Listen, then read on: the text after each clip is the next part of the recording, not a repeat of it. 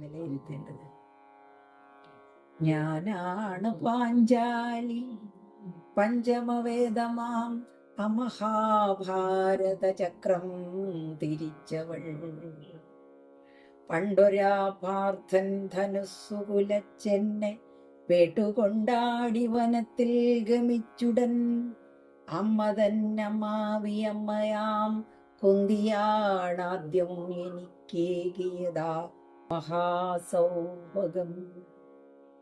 മകളെ വരിക്കുകൻ മക്കളുണ്ട് 5 പേർ, എന്നും നിനക്കായി ഹിതം പുലർത്തുന്നവർ എന്ന് തുടങ്ങുന്ന ഒരു കവിത കുറച്ച് ഏറെയുണ്ട്.